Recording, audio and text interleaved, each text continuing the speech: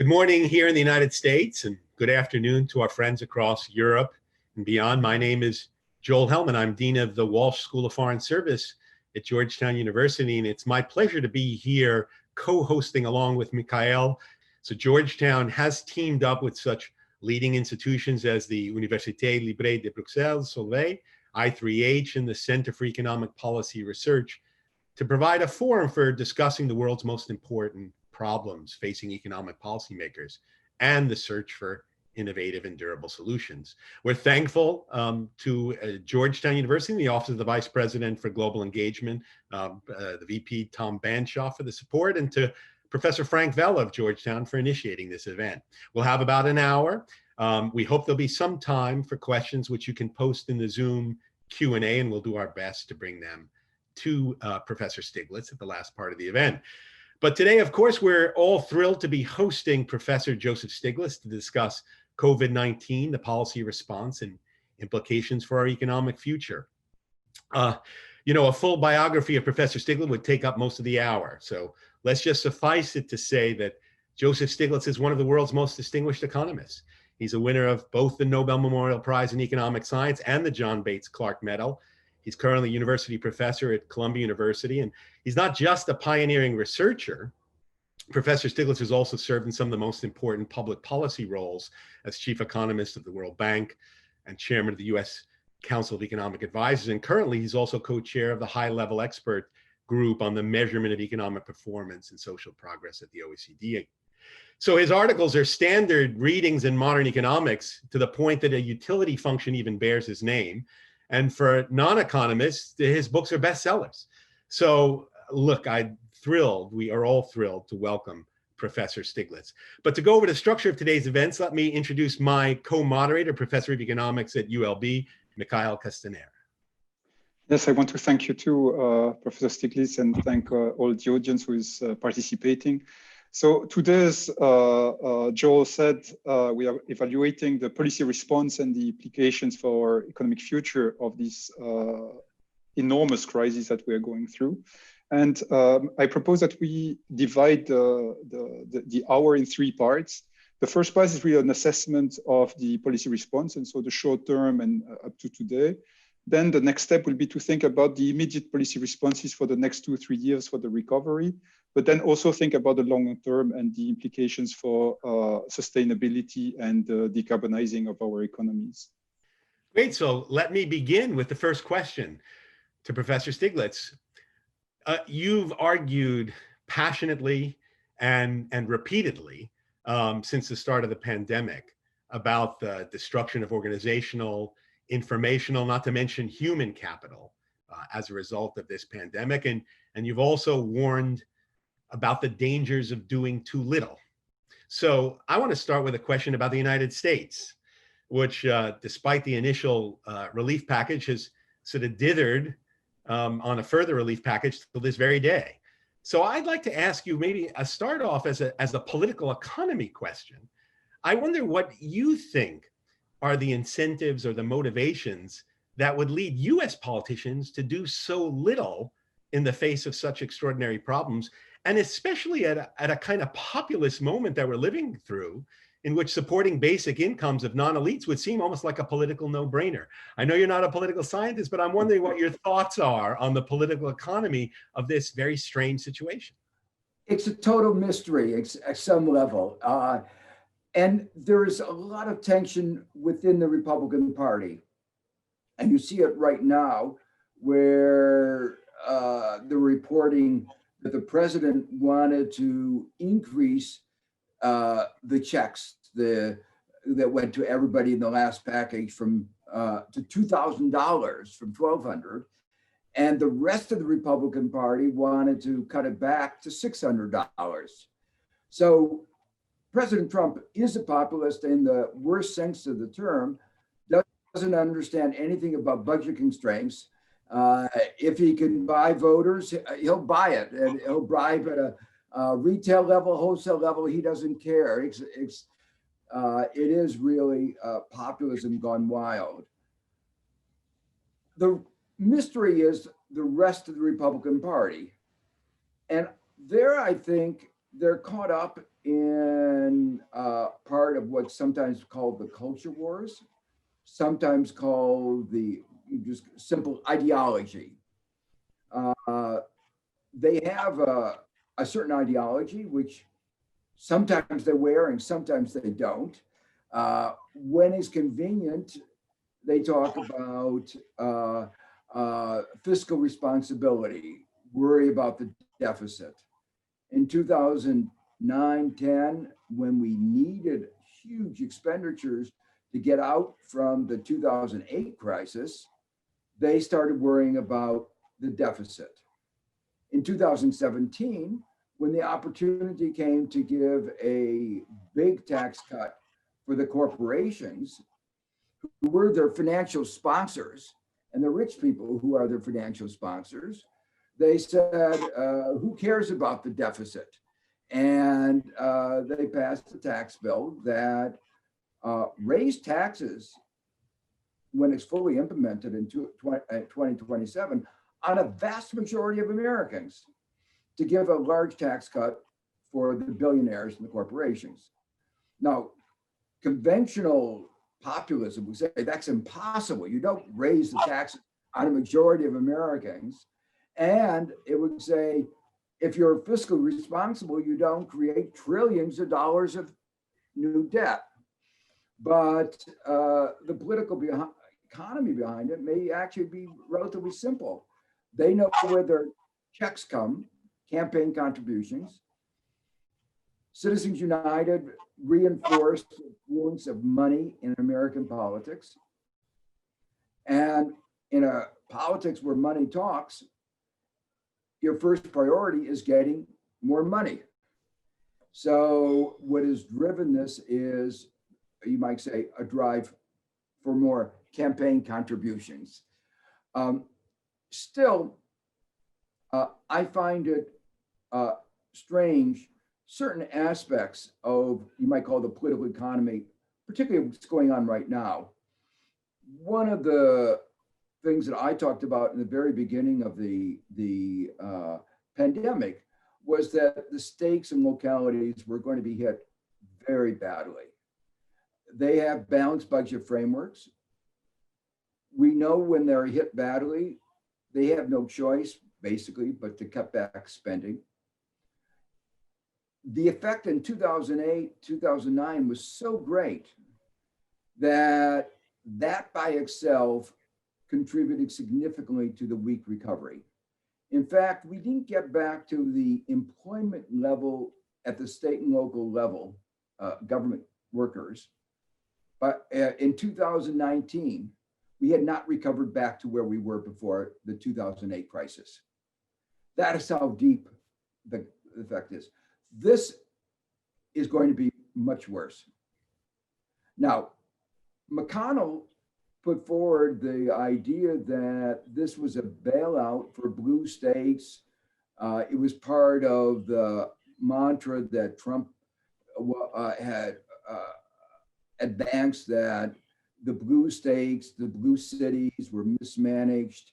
That was the source of the problem. It was, and the hardworking Americans were not going to bail out these people who were profligate socialists. Actually, the irony is that the states that are in the worst shape are the red states.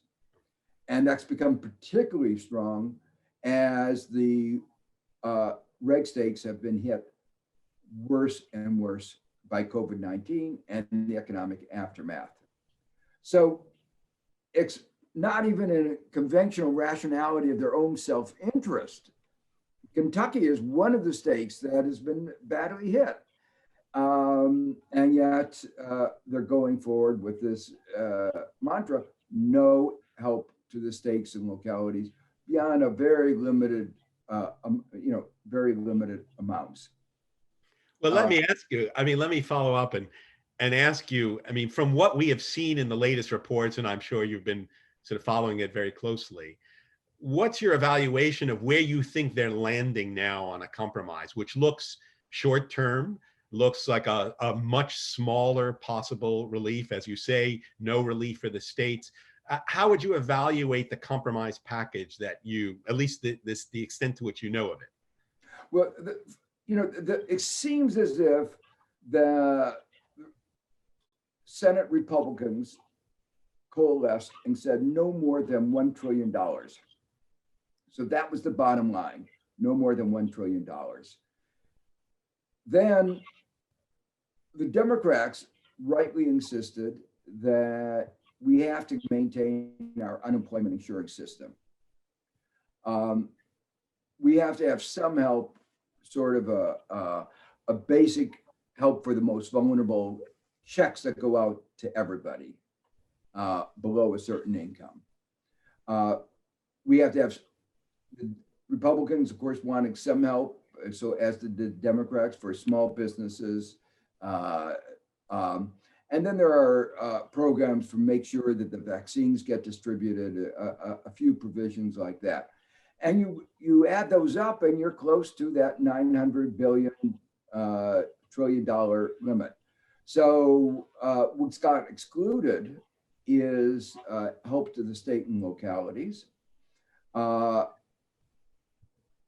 There are many other sectors of our economy that are also badly hit. You and I are in one of those sectors. Education, research have been one of the sectors that have been hit very badly.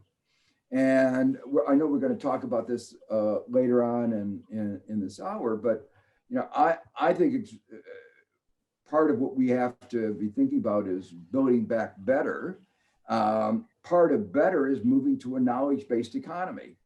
If you're going to be moving to a knowledge-based economy, you don't want to eviscerate your knowledge institutions.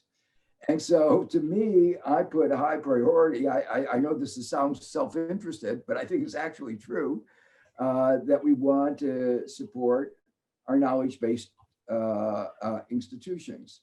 So that's an example of one of the important areas that have been left out in the package. Could I ask you then to contrast also this reaction with the one in Europe? Because Europe seemed to have understood the lesson of 2008, went for one of the biggest rebooting spending packages in history, and yet the situation seems not always that much better.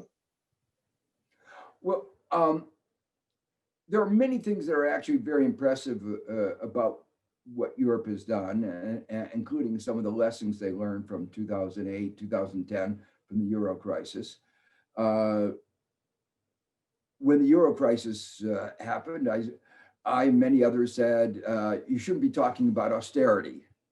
And one of the big advances is they're not talking about austerity today.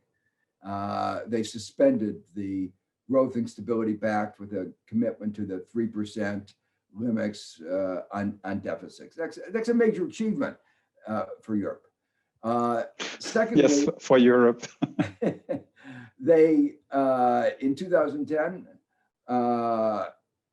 many of us said there needed to be borrowing at the European level, issuing of Euro bonds, and they couldn't get their act together to do it. It was very controversial, very difficult, but they did succeed in doing it. And to me, this is a historical moment where Europe as a whole is borrowing together to address a problem that is affecting Europe as a whole. Obviously there's some more steps. I would have liked to see a commitment now to European-wide funding mechanisms to repay to service those loans, a digital European tax, a European carbon tax, a European financial tax, transactions tax, a lot of progressive tax, European corporate tax, a lot of things they could have done, but they haven't yet gotten that far.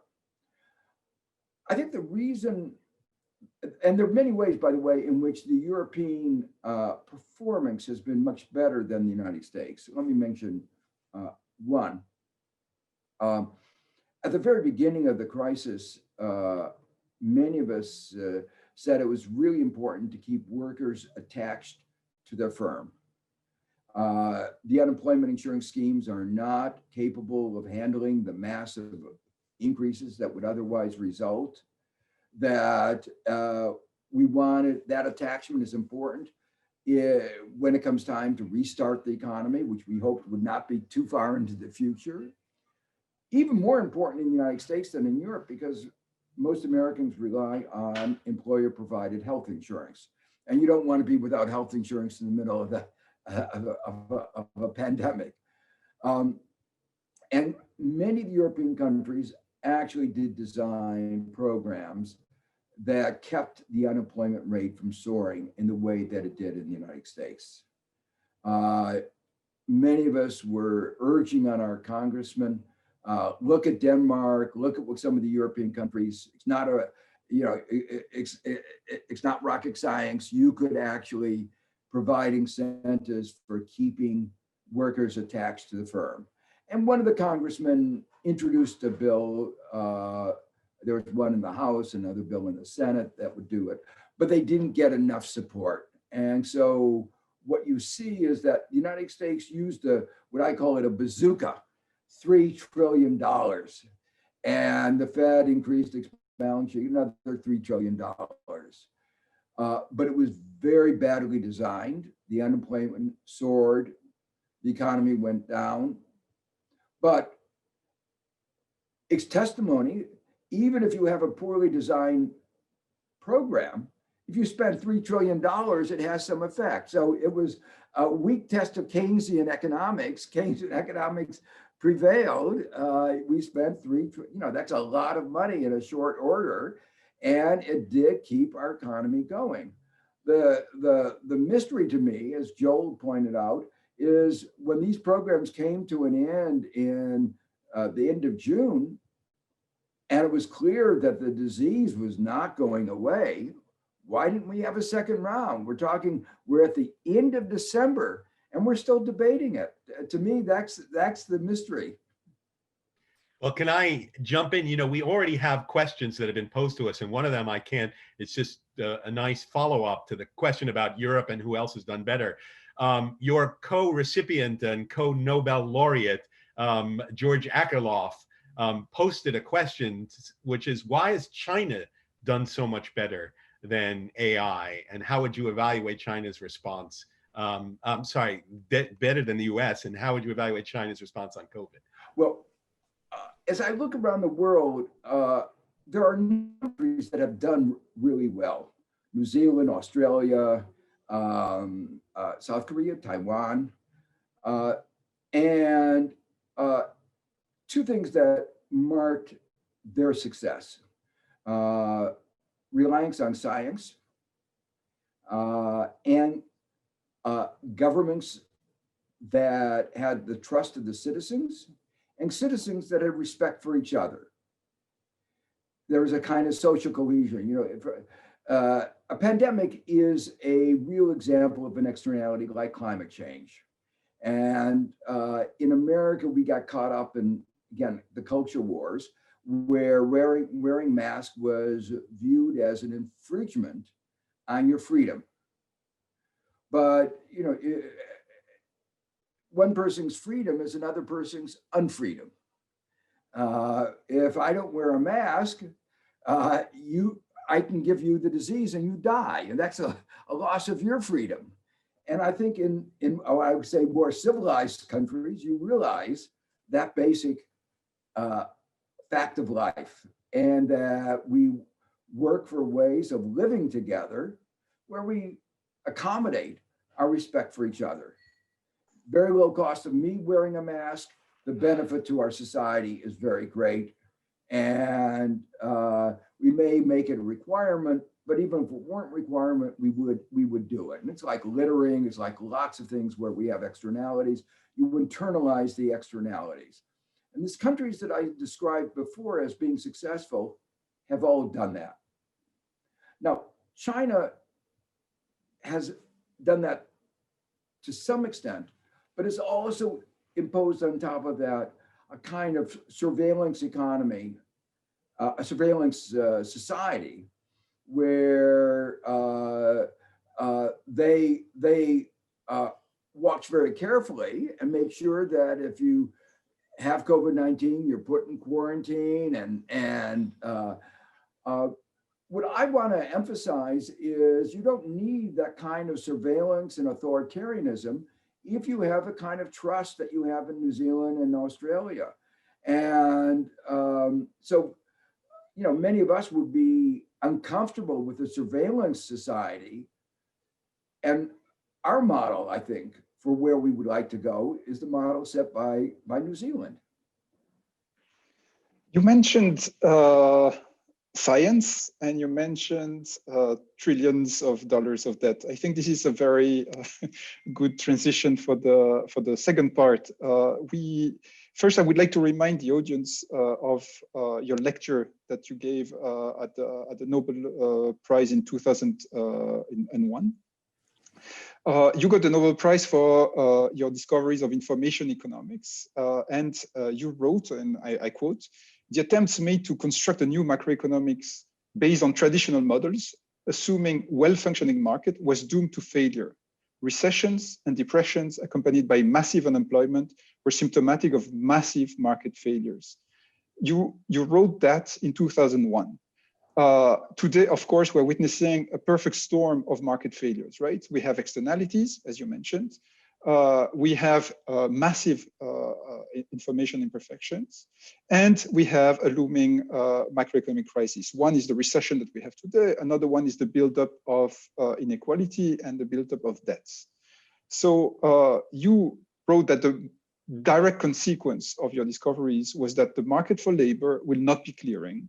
And given the nature of that contracts, the falling wages and prices may lead to bankruptcy and economic disruptions, actually exacerbating the economic downturn.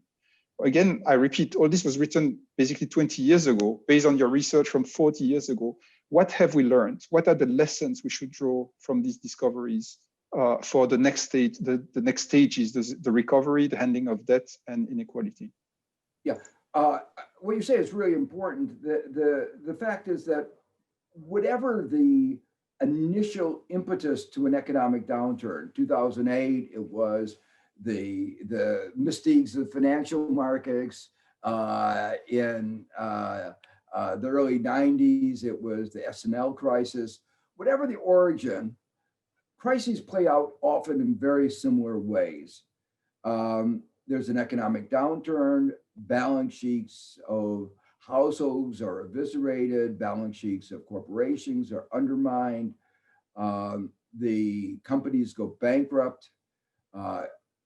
The imperfections in capital markets mean that when the economy starts picking up, you don't unbankrupt a bankrupt firm. It has to get new capital.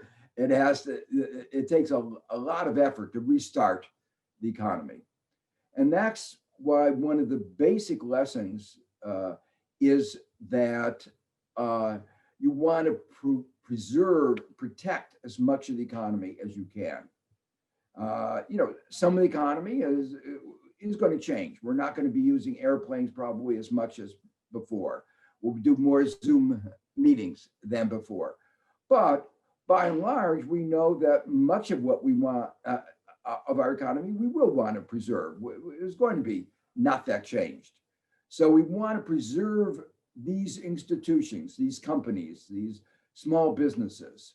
And that was one of the things that was at the top of the agenda, should have been at the top of the agenda back when the crisis began, pandemic began, and should have been there in June and July when we realized the pandemic was not just going to disappear in a few weeks' time. So what worries me is that we haven't learned that lesson.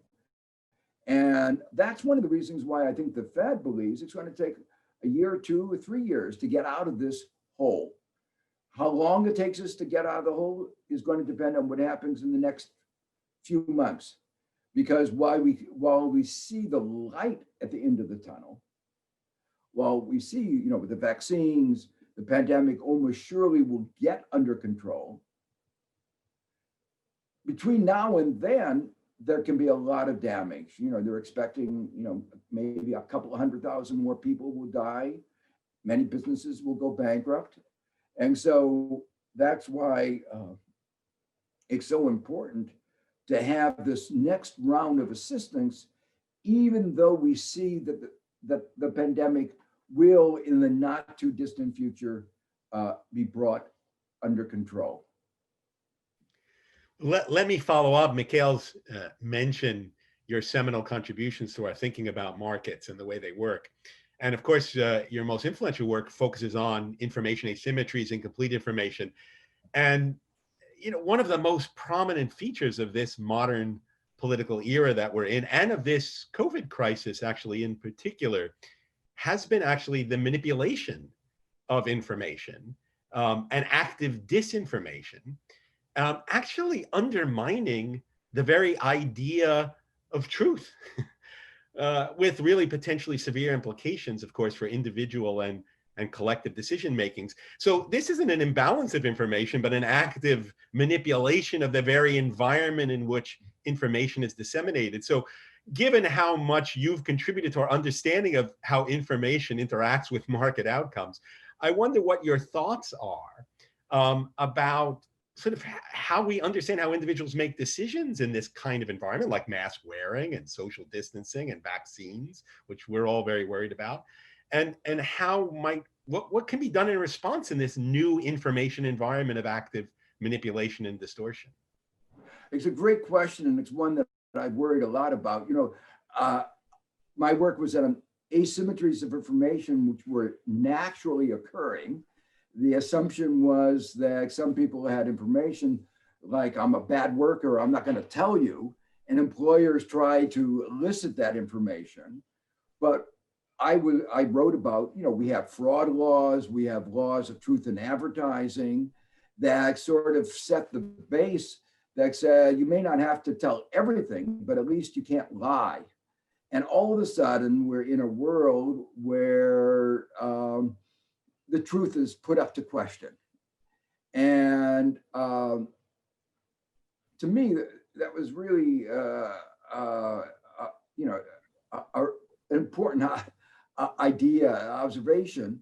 In my book, People, Power, and Profits, I went back to the question of what is the source of the wealth of nations, Adam Smith's question. And the argument I put forward was it had to do with advances in science and advances in mechanisms of social organization, markets with rule of law and so forth. But behind both of those is some notion of truth, and the importance of truth telling, truth assessing, truth disseminating institutions, which were under attack. And I believe that unless we find ways of maintaining some grasp of the truth, our standards of living and our functioning of our society is at risk. So an example of and the social media have exacerbated these problems. A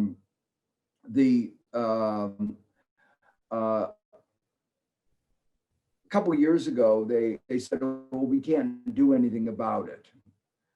They've now changed their tune. And they're saying now, when it comes to health issues, they're going to turn to the CDC and other science as the arbiter. So they are not going to just willy-nilly disseminate anti-vax information. So they've realized their role in disseminating misinformation, which is destructive to our society and the harm it does. So I think basically what we have to realize is that we've always had a tension between the First Amendment, free speech, and other concerns. And we've always tried to get that balance right. You can't cry fire in a crowded theater. So it's an infringement on my free speech, but the balance is we've circumscribed child pornography. I think that we are now at a moment where we will begin to redefine the boundaries once again. There's no constitutional right to virality, to spreading without bounds lies.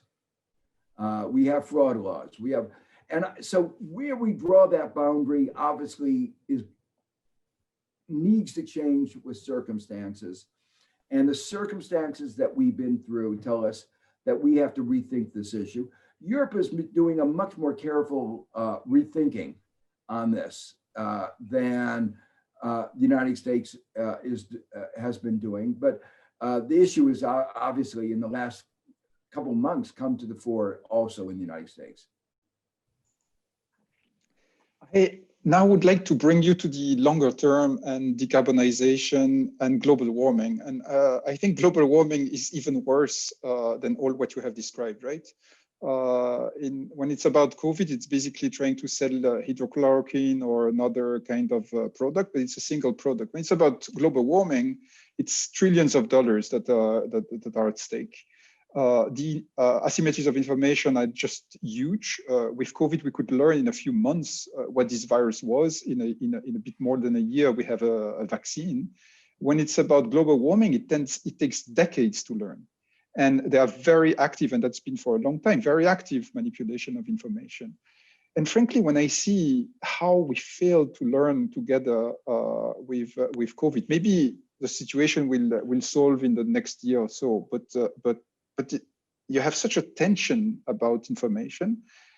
What will happen with global warming? Do you think we have any chance to handle that correctly? Yes, I do. And I'm actually a little optimistic, both what's happening in Europe and the United States. In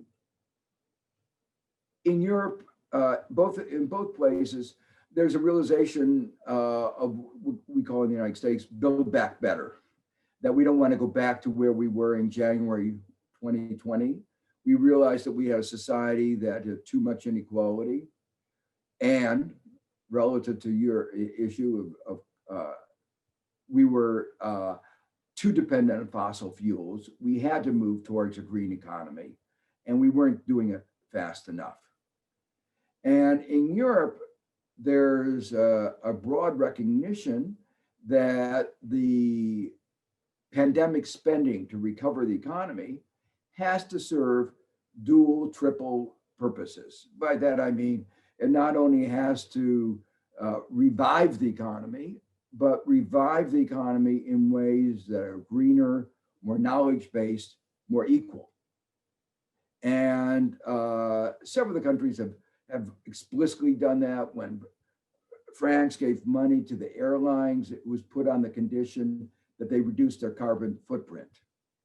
The 750 billion euro recovery package, a very large proportion is deliberately focused on green spending, green transition. And some of the work that I've done with Cameron Hepburn and Nick Stern and colleagues at Oxford has shown that kind of green spending can be timely, targeted, labor intensive, high multiplier. So it actually can actually be very effective as pandemic, but also in facilitating the green transition. I think it's really important that be done, because I think, unfortunately, while we managed to get the spending that we've gotten so far, in the United States, we've had a little bit more trouble.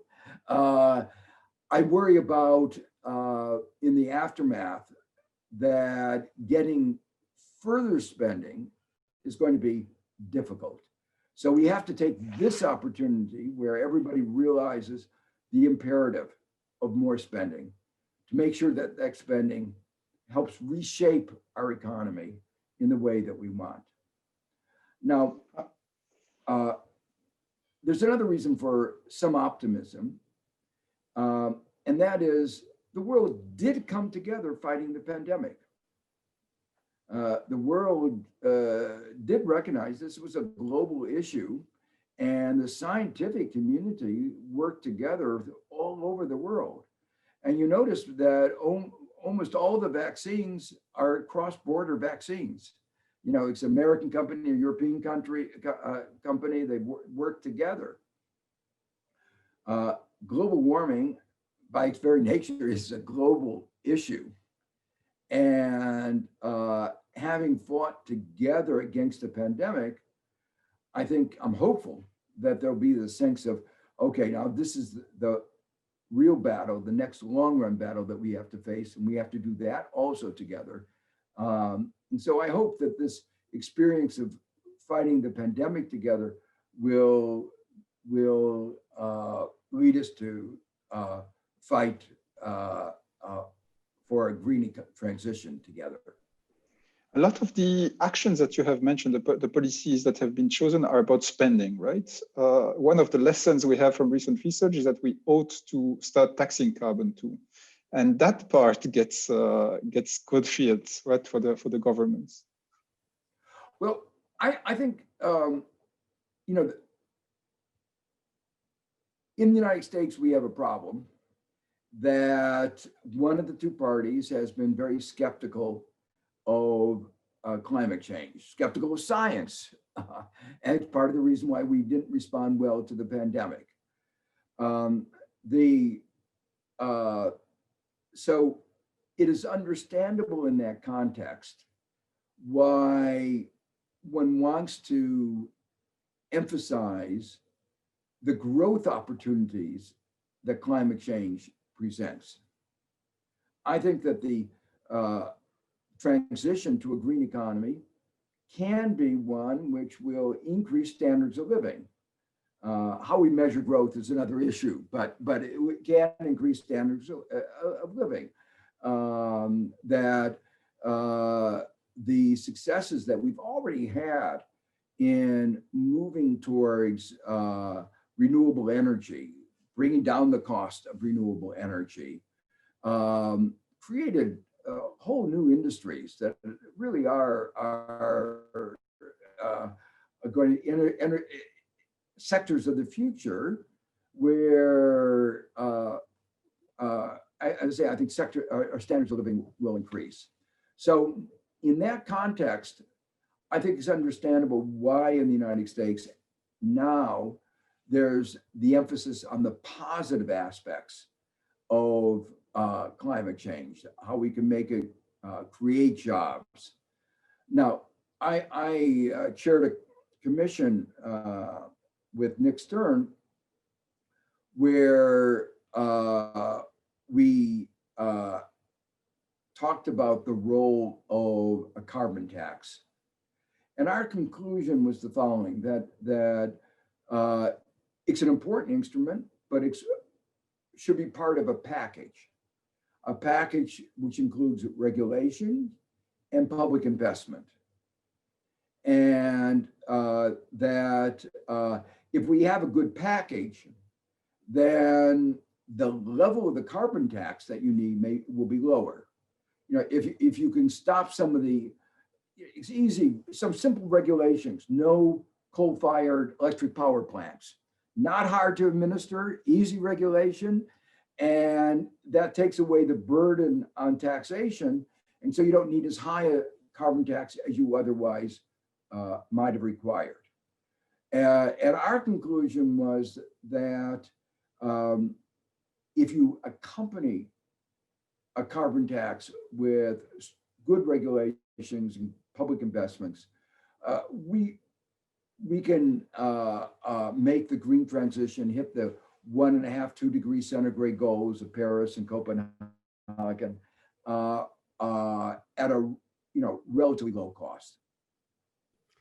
Let me ask a follow-up. One of the things that you mentioned about the COVID response and the lessons from the COVID response for global warming is the extraordinary level of cooperation that we've seen in producing a vaccine and now transporting a vaccine across borders, global supply chains that produce this. It really was a sort of extraordinary moment of cooperation. One can't help feel that the same level of cooperation that we've seen in the private sector across companies and around supply chains was mirrored in government cooperation in trying to think through a kind of coherent response. I'm wondering if when we're talking about some of these global problems now, we are moving in an era where that level of government cooperation is going to be less significant than the cooperation going on at the private sector level through global supply chains, financial flows, and others. Well, I think we're going to need it at all levels, actually. One of the issues that's being debated right now and a source of some concern, Costa Rica introduced an initiative at the WHO to make sure that all the COVID-19 intellectual property was shared, was available to everybody to address the problem of COVID-19. And unfortunately, a few companies and a few governments, including our own, were not very receptive to that idea. And so there isn't yet the framework of the sharing that we would have hoped. Right now, at the WTO, there's a discussion on exactly the same thing going on, which is basically a suspension of the usual rules under TRIPS, the Trade-Related Intellectual Property System, recognizing that there have been some real problems on the distribution system in getting access to even simple things like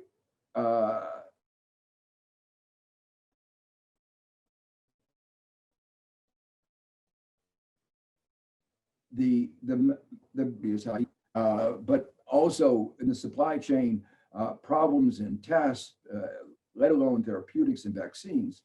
And I think it would be a major contribution if at the WTO, the governments agreed for COVID-19 that there would be the sharing, the suspension of intellectual property until we get this disease under control. Some American and European corporations are putting up enormous resistance to this. So I don't want to, I think we shouldn't read too much into global cooperation. They've cooperated to some extent, but they are very reluctant to have the rules changed, even temporarily. Well, look, we have many questions piling up, and so I'm going to go to the list of questions, and let me start. There were a couple of questions that revolve around the developing world. You know, we've spent so much time talking about our own problems in the United States and Europe. So we have a question about developing countries. The issue of reduced trade and the capacity of exporting countries curtailed is significantly worrisome for the international development obligations of these developing countries. Your successor, Carmen Reinhart, just spoke yesterday about her concerns on the developing countries front. And we're not seeing very strong leadership from developed countries side. What is your thinking about this perhaps next waves and how it's going to hit developing countries going forward? Yeah, well, quite frankly, I'm very worried. The pattern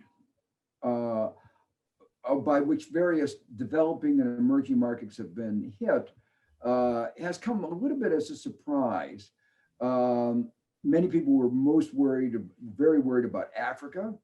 And except for South Africa, most of Africa has not been hit as hard, at least as far as the data that we've been able to get assess.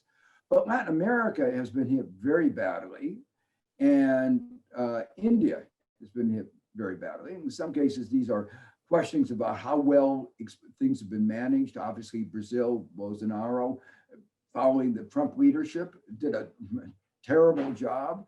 But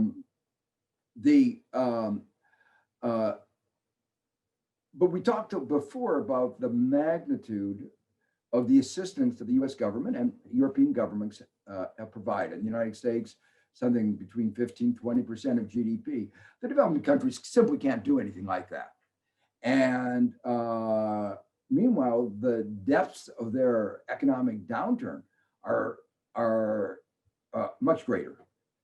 Some of them have had declines of 10% of GDP, erasing years of poverty alleviation. So it is a really serious problem.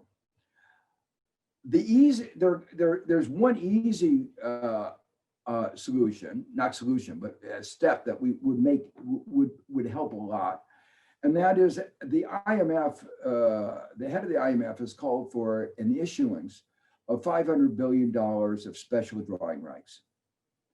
It's kind of money that Keynes talked about at the creation of the IMF, thought it was very important.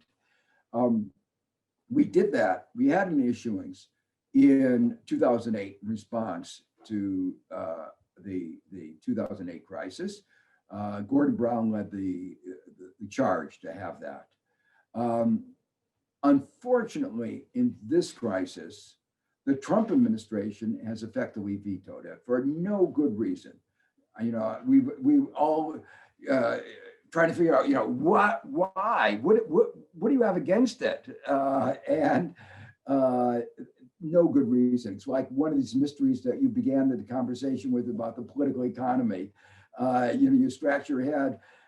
Having a stronger global economy has to be good for the United States. And it doesn't cost us anything or very much. Why not do it? And no good answer.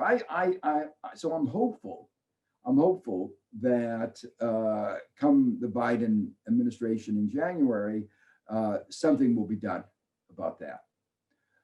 The second thing that we can do something about is there are a number of countries that were over indebted at the end of 2019. And obviously, given the magnitude of the shock, they're over the precipice. They can't service their debt. We will be facing a number of countries facing a debt crisis. So after the 2008 global financial crisis, I chaired an international commission at the request of the President of the General Assembly of the UN. And one of our strong recommendations was the creation of a framework for sovereign debt restructuring. And in 2014, the UN adopted that idea, and in 2015, adopted a set of principles guiding it. Overwhelmingly, only 6 countries voted against it. Unfortunately, among the 6 countries was the United States and the UK. So nothing has happened, and we don't have a framework for doing it. But there's a lot that the governments of the creditor countries can do to help facilitate that kind of restructuring.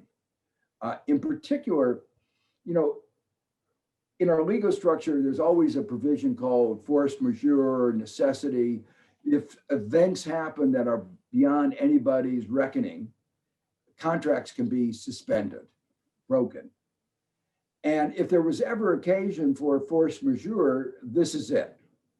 And so a recognition that this is an occasion where it's in our interest of the United States national interest to recognize the principle of force majeure for countries facing excessive indebtedness. That would help, I think, spur some debt restructuring. And that would obviously be of help to some of the countries that are suffering a great deal. Let me just emphasize how important this is, because in the aftermath of the 2008 crisis, China's strong recovery played a very big and very important role in the global recovery. It grew at 10, 11, 12, 13%. It's not going to play that role this time. It's going to grow. It's the only country, a large country growing, but it's a much slower growth, and it's much more inward looking. And so the impact on the global recovery is going to be more muted. And that's why it's going to be very important to make sure that all the emerging markets, developing countries have the stronger recovery as they can get.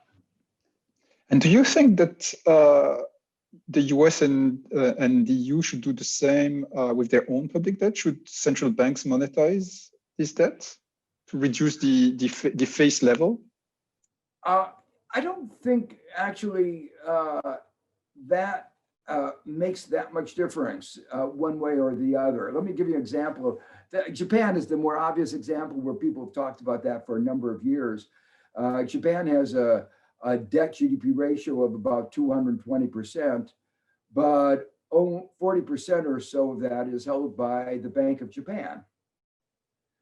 If one morning you discovered that the Bank of Japan had canceled the obligations with the government of Japan, would anybody know any different? It wouldn't make any difference. It would just be an item on the ledger, but nothing else would have happened. It wouldn't affect the money supply. It wouldn't affect anything real in the economy. But the numbers look like less scary, right? But the numbers look less scary. So that's the point. It's nothing real. And so if people don't look, if there are some people who look at the numbers and get scared, then I'd say, yeah, if it makes people more relaxed, do it. But it's not a big deal. A question I get asked that's very related to this is, should we be worried about inflation right now? Should we be worried about the magnitude of the deficit? And the answer is right now, as I already said, our first priority should be getting our economy going. And I don't see any, overall inflationary pressures. Sometime in the future, they could have come, but we have tools, both monetary tools and fiscal tools to dampen the economy should it turn out, say 3-4 years in the future, inflationary pressures show up. But right now, particularly in the midst of this uncertainty and the effects on balance sheets, I'm more worried about the downside risk. And I think it's interesting, that's where the Federal Reserve basically is too. Now, on the downside risk, one of the questions that came in through the chat was about bankruptcy and bankruptcy law in response to the crisis. And you've argued that we need to change bankruptcy law as a result of the crisis. What's your assessment of the current U.S. policy on bankruptcy, and what needs to change in response to the likely wave of bankruptcies as a result of COVID? Not likely, actual wave of bankruptcy. Well, in the midst of the East Asia crisis in 97, 98, 99, I put forward, it was a period where I was chief economist of the World Bank. I put forward the idea of a systemic Chapter 11. Chapter 11 is a provision in our bankruptcy code that is designed to facilitate quick debt restructuring, preserve the company, preserve the jobs, but just change the financial structure and do it very quickly. One of the things that turned out in the systemic bankruptcies that characterized the East Asia crisis was company A owed money to company B, B to C, C to D, and no one knew who was able to pay whom, because unless everybody, A couldn't pay B until it got paid, and it was to put it in the mathematics, it was a complex set of debt relationships that had to be solved simultaneously. And we didn't even have the mathematics at the time to solve it. We now have the mathematics to solve it. But what I had proposed at the time is that if that turned out to be the case, where you have these massive interdependencies of bankruptcies, you needed to have rules that enabled very quick restructuring, with the priority being, like Chapter 11, keeping jobs, keeping enterprises going, and basically things like debt equity swaps. And that's the kind of thing that I think that we ought to think about how we, if that turns out to be the case, how do we facilitate it greater? In the international context, there's been some discussion, something that's really quite interesting, linking with global warming, that the possibility of debt nature swaps, that some of the developing countries would be given debt forgiveness on the condition that they make certain commitments beyond what they've already made to climate change, to green energy, to conserve their forest, and so forth. So it's sort of using the global need for a green transition as part of the debt restructuring process. So we are getting close to the end, and there are so many questions. One question that came up in the Q&A was about the risk of zombie firms. But I also want to ask a wrap-up question. If there is one thing you would like governments, policymakers who are listening today to remember, what is the one recommendation you would give them to do the next step next year? Whatever government you are, wherever you are on planet Earth, what is the one thing they should get right next year? Well, let me end on a more philosophical note about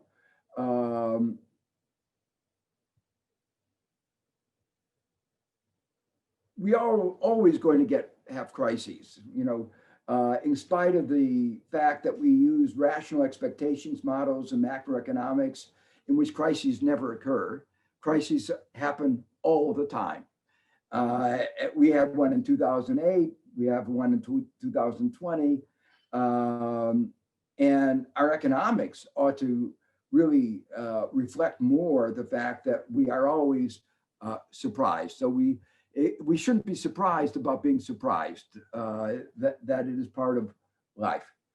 But when there is this kind of contingency, we always turn to government. Government is who we turn to in times of pandemic and times of financial crisis. And if we are going to be able as a society to respond to these events, we have to have a better balance between the role of the government and the role of the market and civil society. And 40 years of denigrating the role of government has left us with a government less capable of addressing these fundamental issues. Worse in the United States, where they took that ideology more to heart, but also in Europe. And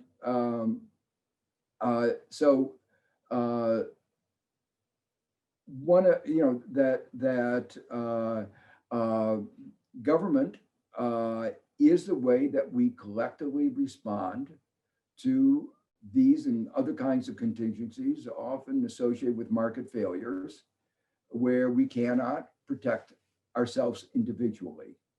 And that's been the long history of societies going back thousands of years. And we've forgotten that lesson. And we need to strengthen the institutions that we have that make us capable of responding to the next crisis. We'll have other pandemics, we'll have other economic downturns. And I think that should be the lesson. Let's be better prepared next time. So many thanks, Professor Stiglitz. This is extremely insightful and important. I want to thank you for your time, for your participation. Also, more globally, beyond this specific event, I want to thank you for your unfledgling efforts to improve economic policy in general, globally. You haven't been stopping for decades now, and I think this is very important, as you mentioned, and I hope I repeated correctly.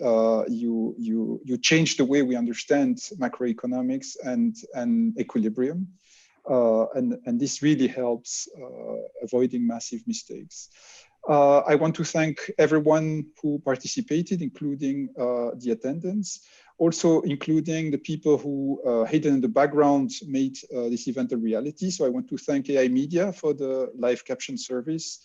I want to thank Susanna Martino and her team in New York for the coordination of the event. I want to thank Amy van der Vliet, Ximeng Tong, and Yvonne Kwek in Washington, DC, Juzidin Duzo in Brussels, Nadine Clark in London for all the media and event support. And to everyone, let me wish you an excellent end of the year and frankly, a better 2021 than what we have been going through. Have a good day or a good evening, depending on where you are. Thank you.